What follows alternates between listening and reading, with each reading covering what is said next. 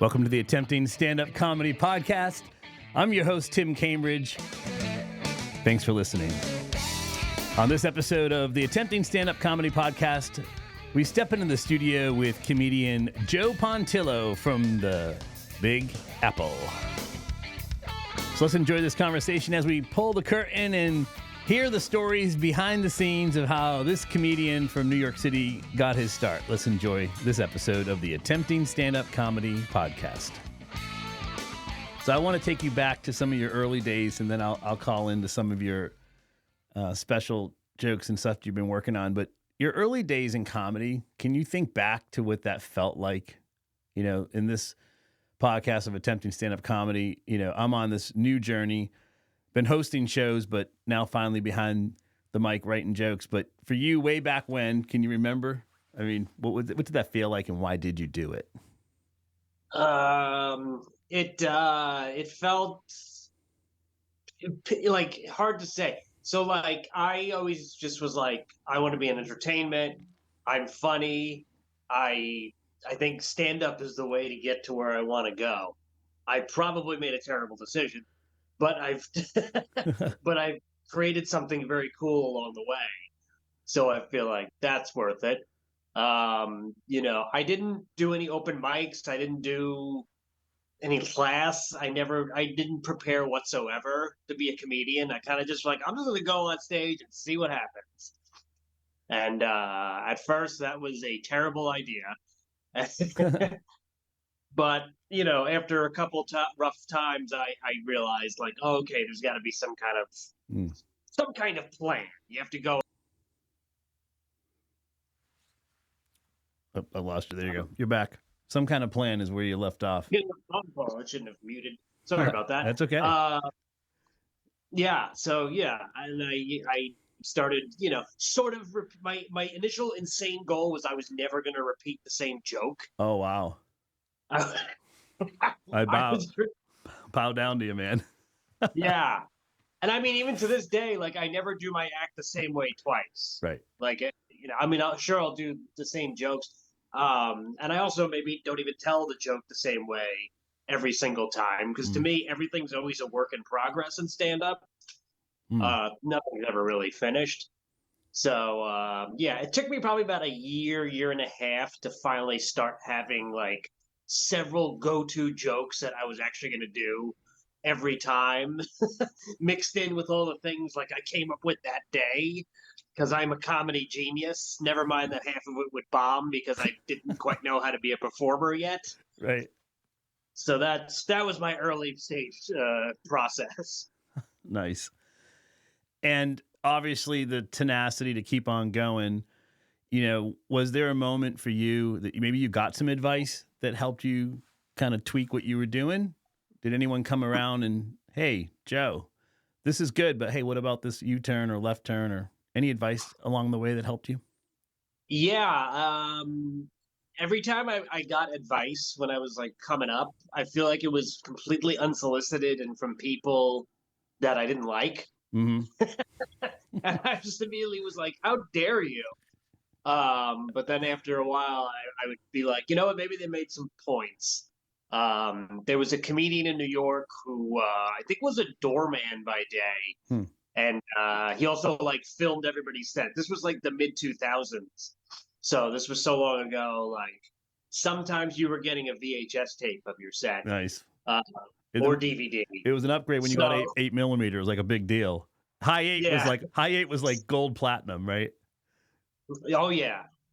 Sometimes they would just sketch your set and be like, here you go, that's $30. Here's an Etch-a-Sketch version. Yeah. So so after one of my shows, I think it was at like Caroline's or something, he just goes, hey, you know, you should really take a class because like you know, you're just like rambling up there. You're just like, you know, going from thing to thing. There seems to be no pattern or reason. Oh, by the way, it's $20 for a videotape. Nice. And I was like, screw this guy.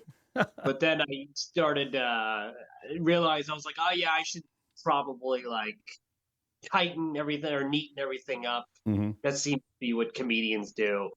So then like the goal, this is what I would tell all new comedians, besides quit. is you should start out by writing jokes, keeping it tight, and then like as you go on and become a better performer, you'll then be able to tell the jokes as if you're telling them the first time, Mm, and in a way that's more natural. But don't be too rehearsed because that's yeah. audiences can sometimes feel that and hate it. Mm. Yeah, Steve Martin in his masterclass mentioned that the audience wants spontaneity, but he always planned spontaneity. Everything was so rehearsed, even though he was able to perform it like it was naturally happening in the moment. Yeah. You have a very natural. When I saw you in Orlando, you were here in town and went to your show, and it was like you were very natural on stage, and I like the fact that you didn't care if it wasn't like polished, although it was funny. It wasn't like, okay, A plus B equals C. Okay, pause, turn left. Like this robotic comic. I think it brought people in. Your vulnerability, Yeah, your and naturalness. that was a weird show because like early on it was a little rough when the other comedians were on, and I was like, oh man, I got to do 45 minutes for these people, but I they got I don't know if they just vibed with me like right off the bat or that happens though. Yeah, it does. So there's a phrase I'm going to throw out at you because I noticed it in your act, and I've been what I'll call an obsessed fan of comedy for 20 years because I've been hosting a comedy event around the country, but I wasn't being funny. I was just hosting it and hiring comics to do the show.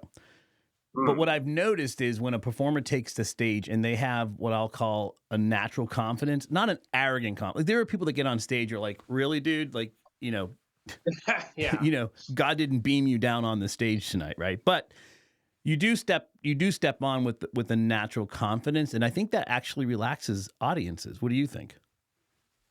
Yeah, I think it's sort of that. You have to sort of get to the point in comedy where you don't care, Okay. if that makes sense. Because like when you're younger, even when you're like even probably up until like 6, 7 years ago, like you would still go on stage and I'd be like, oh, what if they don't like me? Now I don't care. Mm, Like let's go, like almost like you're going into a fight, except you're armed with jokes. You know, okay.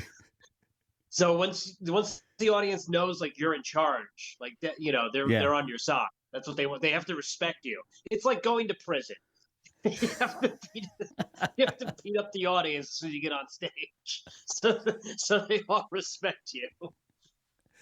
So in your world, there in New York, obviously you've played all over the country and done shows, but has there been a room that you've been in? Because in one of your, I think it may have been one of your stories, or it may have been one of your specials. I've watched so much of your content, my brain is like flooded with information. You So talk. sorry. Thank No, you. it's okay. I haven't had any nightmares yet. Maybe tomorrow. You had mentioned about the surprise comedy show. Is that like a pop-up event, or is that like nobody knows who and where? Or is like what happened with that? Oh, so there's two main types of surprise comedy shows. Okay. There's you get booked for like a private event, and the person in charge of the private event wants to have comedy, but for some reason doesn't want to tell anyone coming to the event that there's going to be comedy. They're Oh, just, okay. which is a really bad idea for the most part. I did do one gig about a month ago where it was somebody's birthday and they said it's a surprise. Only me and like three other people know there's going to be stand up. And as soon as they were like, "Hey, we're going to do some comedy," the crowd actually all turned and focused, and they were amazing. Wow. That's rare, though. That doesn't happen often. Usually, it's okay. Here's a terrible introduction to a comedy show, and then you're fighting for people's attention who are there to like celebrate something or have dinner or whatever, and you're just fighting with them, but in a way that you can't really win. And then the other surprise comedy show, and this happens a lot in New York City, bar shows Okay. where no one has come to the bar to actually see comedy, but they're doing the comedy show anyway, like Right. it or not. So yeah, so it's those are the two main ones, I'd say. Hmm. Yeah, I thought it was a fun play on words because, as you know, it's the surprise in comedy, which I want to talk about. You have there was a joke in one of your specials about the punchlines are on a cargo. I can't pronounce it because I'm from like New England, Boston. You're from New York. You can say it. But on a cargo ship that can't dock, the punchlines are stuck on a cargo ship that can't dock. Oh my God, yes. So when you write, are you thinking about these surprises in your writing, or is it just the way that you kind of put the story together? Because I mean, there's been some really neat surprises in your writing that I've caught on to. Yeah, it's my writing process is really chaotic. It's a lot of writing down ideas, not even like writing out the full joke, Okay. and then just like going on stage and running with it. So As long as I have like the one thing where I'm like, oh, if I hit this, this should be funny. right. And you know, I feel like the best jokes get written when you like discover something on stage. Okay. Yeah. Let's unpack that just a little bit because I've heard um, Louis C.K. won't write out a joke. He just wants to write out an idea per se and then get on stage and test it.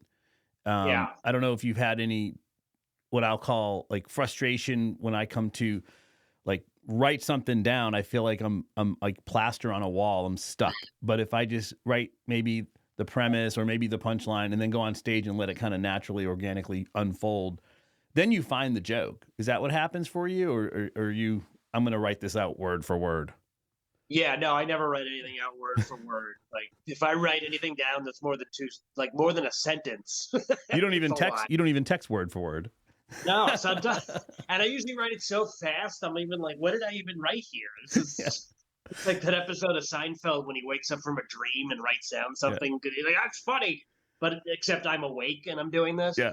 Um, so yeah, it's more just like here's an idea. And it also like I write a lot of jokes for like the internet, Mm. which we can argue.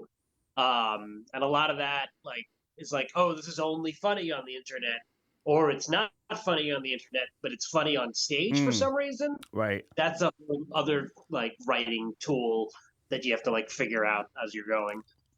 So other writing tool, one thing you're doing, I see I find it to be great for the internet is like you're the man on the street or you're shooting a video, kind of like your own sketches, but it's your persona given something from a point of view. What got you into that angle of comedy?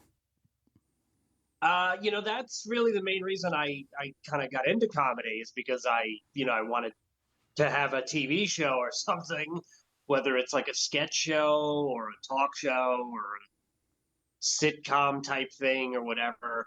So, and I'm so creative. Oh, I'm kissing my own ass. I'm talented. No, but this is the day and age where like the internet is there, and Right. you might as well be taking advantage of that.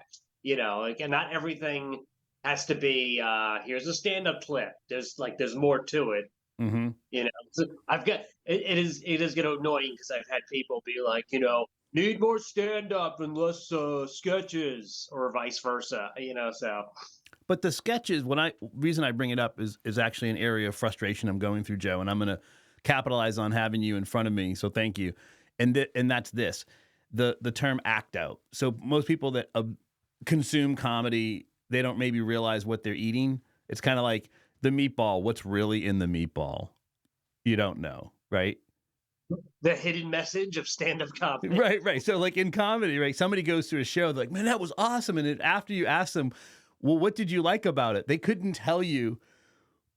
Oh God, my favorite is when someone comes up to you and tells you you were great, and then quotes another comedian's joke. Yeah. So in their mind, they were dreaming of someone else, but they were Right. stuck in the room with you. Well, hopefully that comic was on the show. Otherwise, it's really Right. So that's my point. The act out, like when a comedian does an act out, it's an exaggeration of the character they may have had in their premise or their setup. But ultimately, for you doing the sketches, because that's where I'm like really having a struggle today. Is the act out is doing that? Okay, let me dramatize this. But you're doing the sketches, which I think throws really strong onto your stage performance. Because then when you do an act out, which for you is probably natural, for me, I gotta still stir the pot. Yeah, and then what happens too sometimes is like something maybe I did in a sketch Right. somehow can get turned into a stage, joke. Okay. So it's just another place to like kind of pull material from. Um, although I do find sometimes with the like sketch videos, it's sometimes the things you put like the least amount of thought and effort into Mm-hmm. that goes the furthest. Hmm. Something you actually like wrote out and oh, I worked on this for 2 days. Just kind of bombs or does okay, and then some dumb video of me like pretending to be a tourist in Times Square Right. blows up. Not viral, but Yeah. slightly infectious. So, are there some topics that you stay away from as a comedian in particular? Like, I mean, there's very little politics. I found a few things that you've done, but it's kind of more comical on both sides. But do you have any topics like, I'm not touching that? Well, I could tell you, I don't think I've done uh, a Middle East joke in the last Right. 5 months or 6 months. Not that I ever really did. Well, Yeah. And other than a reference of a 9-year-old YouTuber mm, being asked their opinions on it and getting right. canceled by half the country. But yeah, I guess the only things I would ever stay away from are like really horrible not horrible things, but way too hot button. Like I have a joke about, guns and, the police, and I do some political stuff, but all the political stuff I do is stuff that I feel like everybody should be able to laugh at, no matter like what Yeah. side you're on.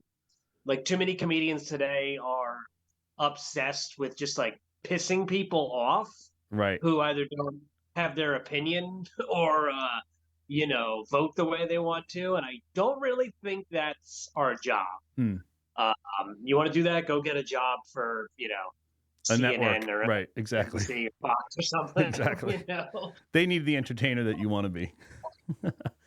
Exactly. Yeah. Yeah. The audience wants to have fun, right? I mean, they want to escape for a minute, laugh.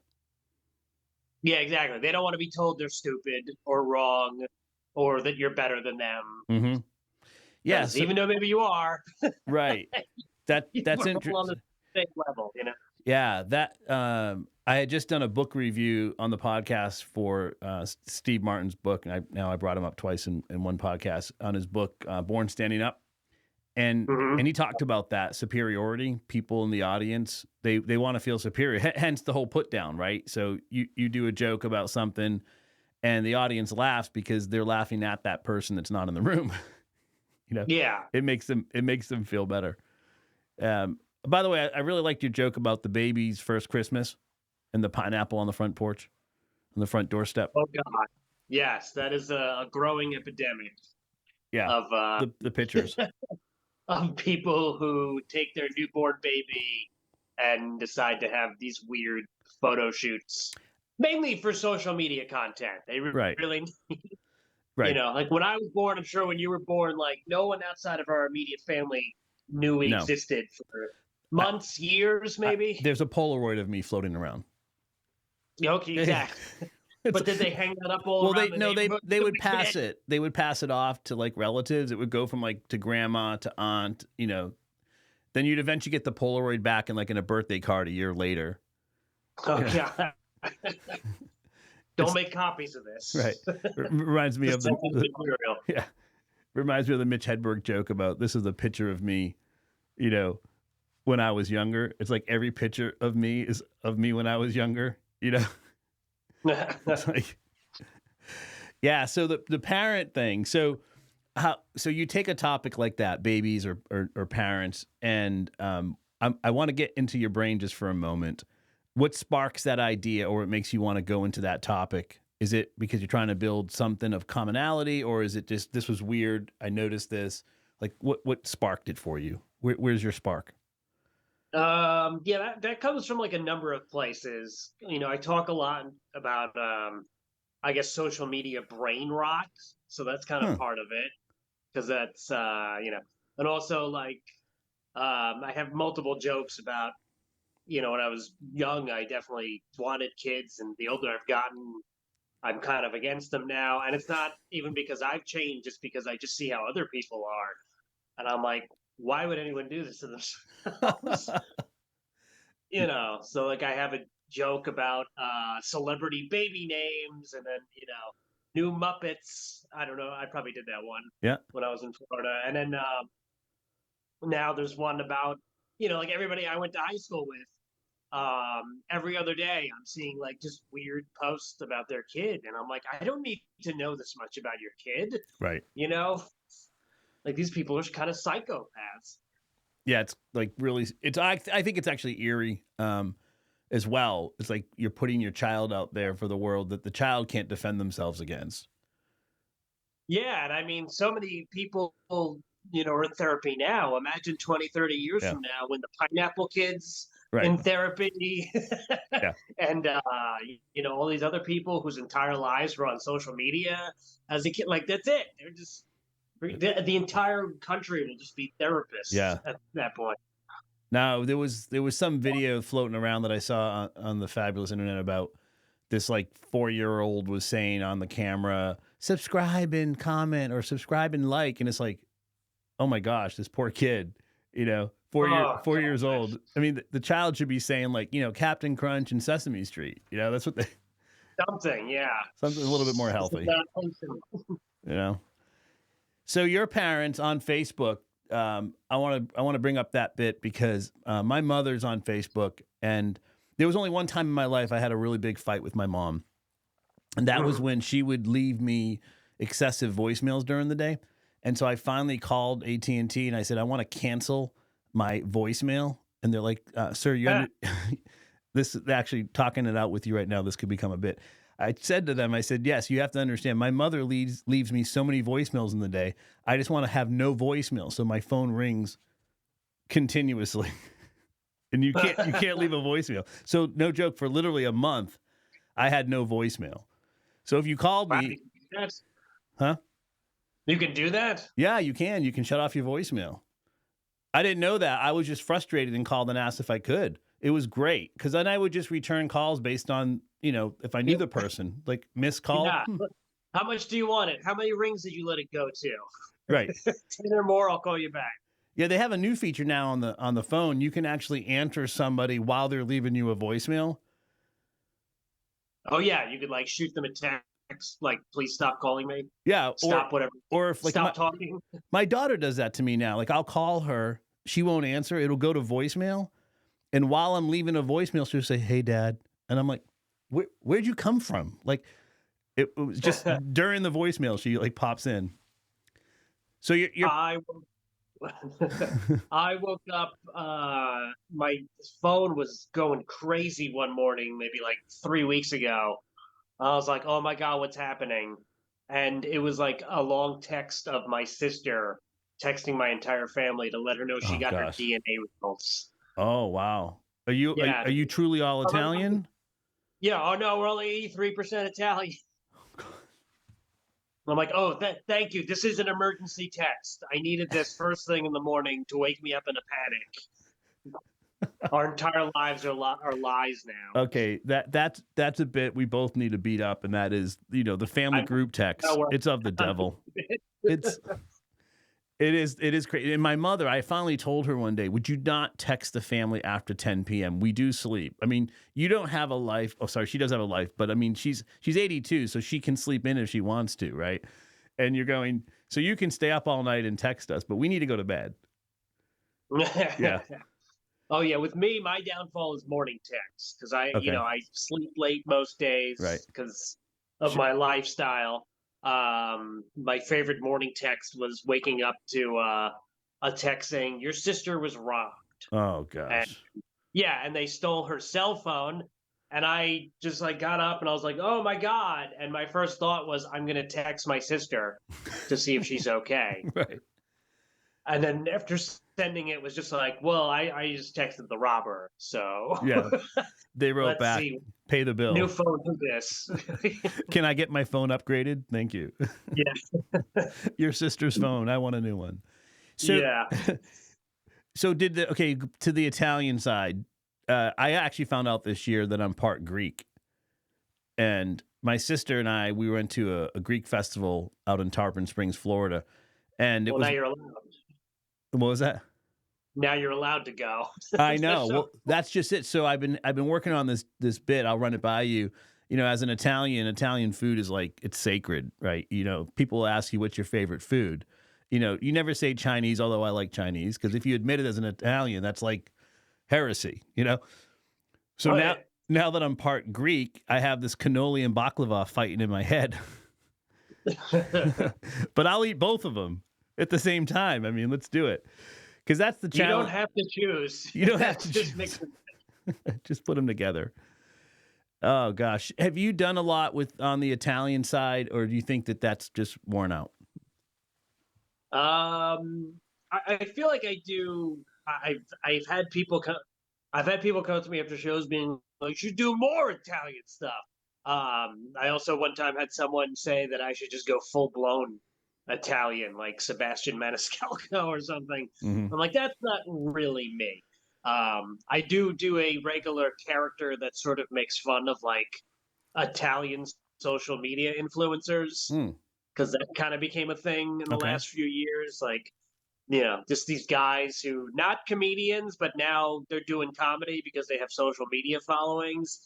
And like, I don't know what they were doing beforehand. You know, they're like, you know, oh, it's me, Tommy Mozzarella, and I'm here at my favorite pizza. And it's Right. so stupid, but people are watching it because I guess there's a market for authentic Italian buffoonery. I'm not sure. Gosh, I do love pizza. Yeah, I do, you know, X amount of jokes about, you know, my family and how they're Italian. Italians are pretty miserable, and it's not just about Italians. I feel like most people who have any kind of relationship with their families can relate to that. Mm. Yeah, I like that relatability. You talked about your parents on Facebook, which kind of made me think of this kind of question I was chasing. How odd it is to have parents in the digital world and they're engaging with you, like you mentioned about your dad commenting home run. Oh, You know, right. I'll put Yeah. I've been off Facebook. I'm doing stuff on Instagram, and I'll put something on Facebook, and my mother will comment like a to do, like I need you to come by the house, and she'll give me a task, like assignment, as a Oh my God. comment. Well, it's really funny too. Is so I'm Joe, and my dad is also Joe, but he's Joseph on Mm, Facebook. So whenever he leaves a comment on my post, you know, some people might see that and think like I just created a second account to like leave comments on my post and didn't bother right. to like, you know, disguise the name further. Oh my. And like he's great, but you know, also he's got a public page and you know, occasionally posts some weird political things. Right. So I'm always like, I used to care more, but now I'm just like, you know what? Let everybody be together. Yeah. Yeah, I could totally relate to the check-in thing. My mother checks into everything. I'm surprised she doesn't, you know, she checks Oh in, right. yeah, all over the I, place. yeah, I checked into a restaurant and my mom was like, "Yes, that's it. That's the only thing she'll like." Or one time I did a post about how you know my dentist went out of business, and she just wrote a comment, very troubling. I know. I'm like, this is the content you're here for. Yeah, I've had two bad dentist stories, which I hadn't thought about turning those into bits, but that's actually extremely relatable. Very But relatable. yeah, I used to have the stupidest dentist joke. I'm kind of ashamed. Really. It, Oh my. yeah, it was like something like feel like when you're in the dental chair, the I think it was like everything the dentist says sounds like he's directing a porno. Huh. That was definitely a younger person's joke. Jeez.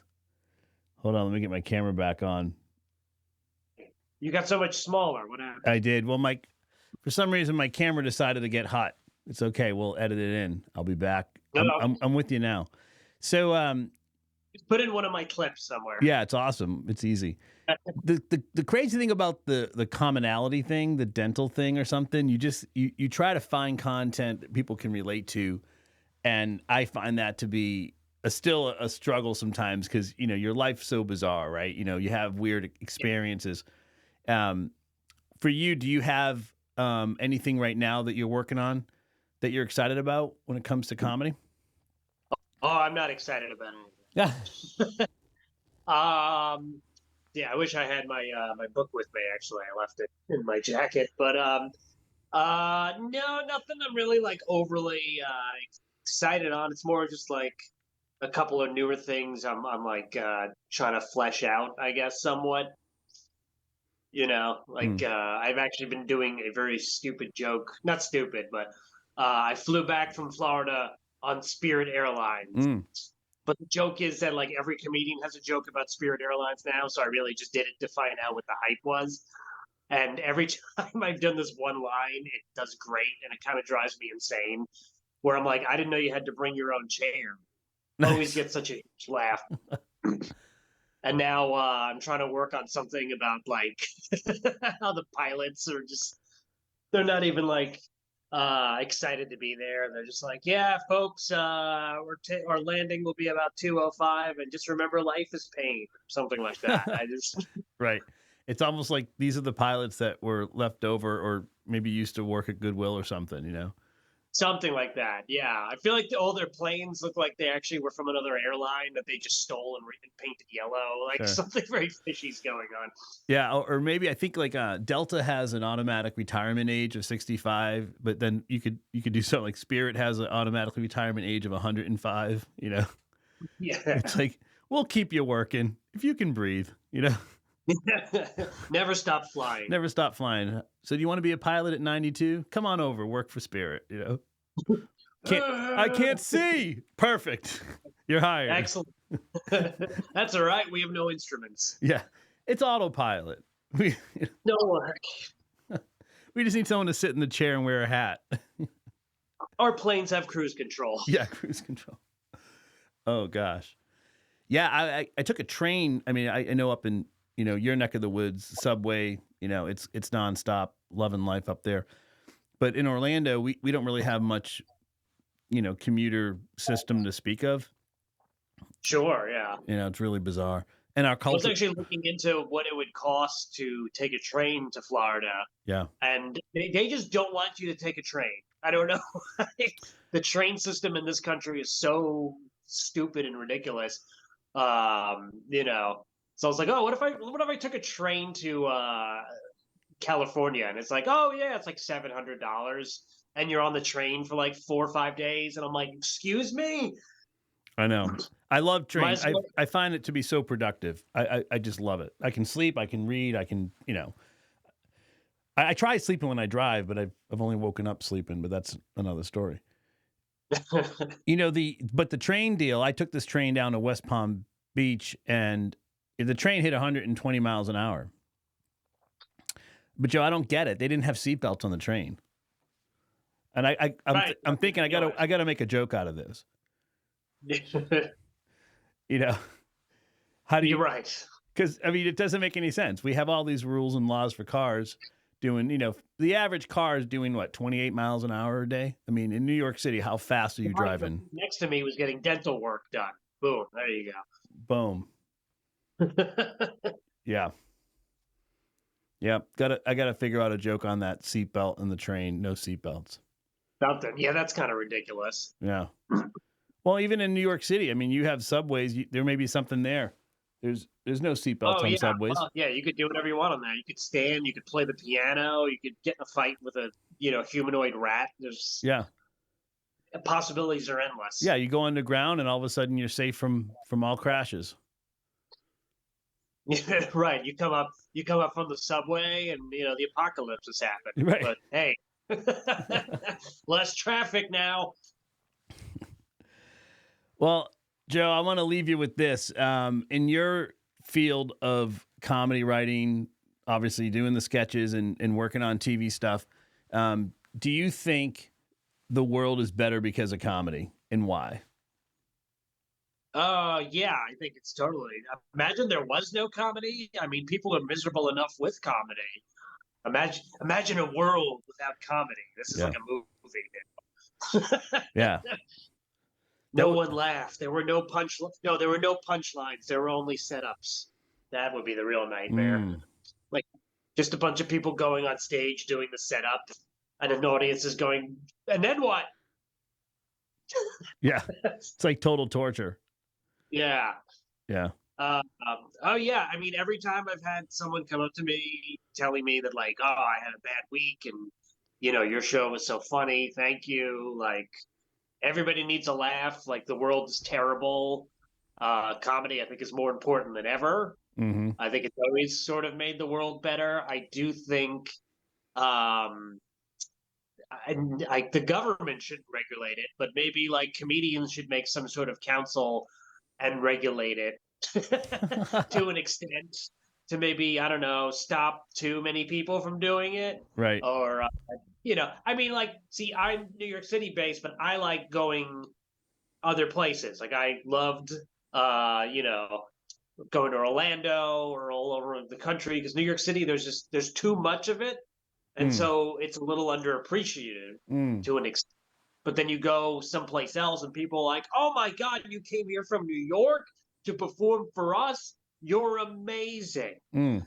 Whereas I feel like in New York City, or probably even like LA to an extent too, you're more just like, "Oh, another one of these people." Gotcha. Does that make sense? Yeah, it does. I'll actually tag on that. And the saturation point, right, for talent in any industry is always a frustration. Like, when I was younger, I did a lot of music, and everybody was doing music, and it was like, okay, that was the thing. And then now, like, it seems like comedy, since, like you mentioned in one of your bits or something about, since COVID, everybody became a comedian. And it's Yeah. like, now it's like, oh my gosh, you can make a living at that. Let me go try it. But then everybody fizzles out. It's like, give it, maybe Nope. in 6 months. Oh, see, the thing is, nobody fizzles out anymore. They just keep going, whether Is they're that funny or you not. think that's because of social media? They have their own stage. They can just keep on pushing out content. It's because of social media, and it's because, like, you know, there's so many people doing comedy now that, like, they become friends, and even your friends maybe not even in comedy much, or they're not that good, but you're still gonna book them. So, like, people just keep going.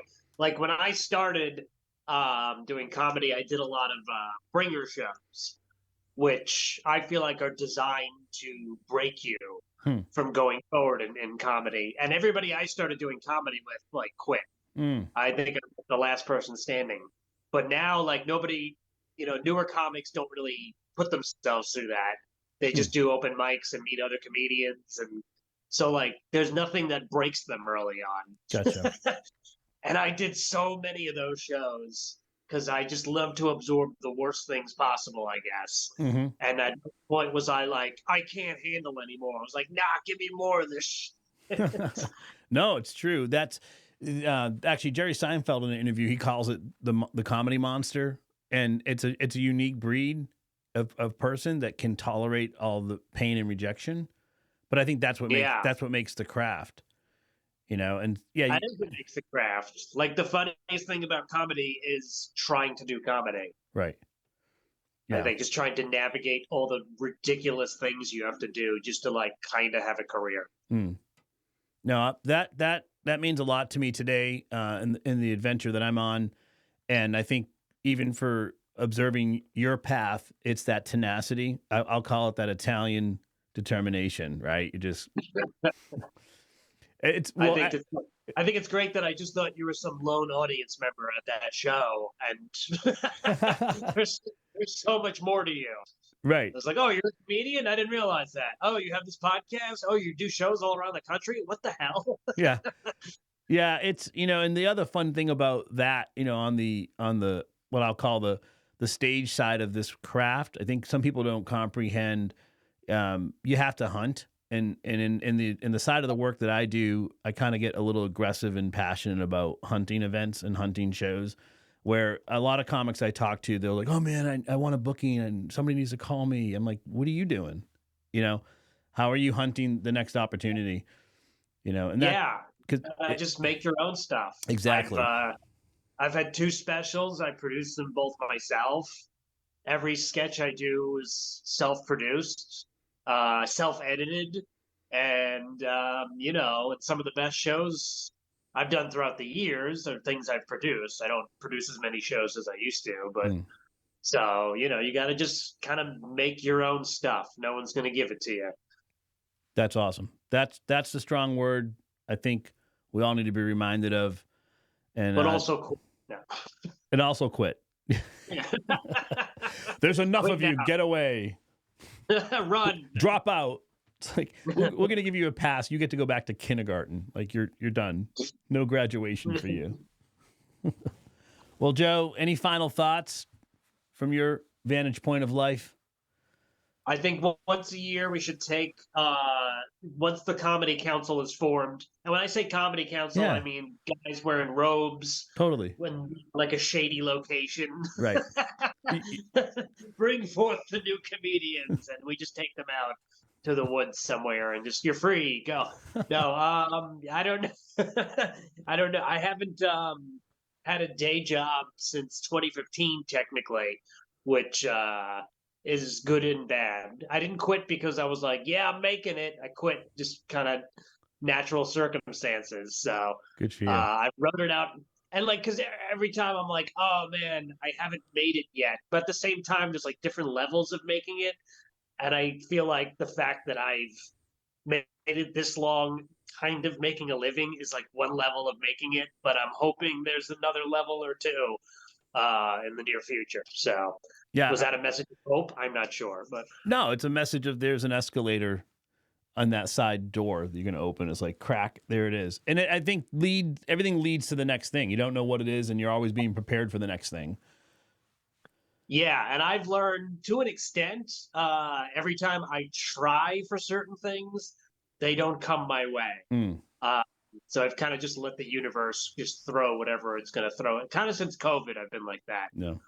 Of like, whoever wants to reach out to me, boom, we'll do something. Otherwise, because everything else, it's so demoralizing to constantly be trying for things that don't pan out. And everyone's so horrible in this business. There's a lot of like, oh, this person's just ignoring me. Cool. Right. Well, keep on keeping on. And I love the energy today. Not only are you funny, but you've been very resourceful and just kind of sharing behind the curtain on how the sausage is made in this. Yeah, bringing the heat. Bringing the heat on this fabulous world of how comedy happens. Joe, how can we how can we stay in touch with you? I'll put some links in the show as well, but you can fax me. Yes. No, MySpace. You check out my YouTube, youtube.com/Joe Pontillo for all. I have a YouTube show I actually just started, and my specials up there, some clips from my last special. My first special was on Amazon, but not anymore. So only clips of it exist on like Instagram and YouTube. And then what else? And then my Instagram is Pontillogram. And my website is joepontillo.com. Love it. And call your local comedy club and demand that they book me. Yes, I love it. Demand it. Bring Joe or die. Bring Joe or there will be consequences. The mob is after you if you don't book Joe. Well, hey, listen, stay out of the earthquake zone and enjoy drinking some more coffee wherever you go. And cheers to New York. Cheers to Joe Pontillo. Oh, thank you for having me, Tim. Okay. We'll see you soon, man. All right. Take care, man. I'm Tim Cambridge. Thanks for listening to the Attempting Stand-Up Comedy Podcast. Remember, wherever you go, laugh and subscribe on our YouTube channel at Tim Cambridge Comedy and also on Instagram at Tim Cambridge. Thanks for listening.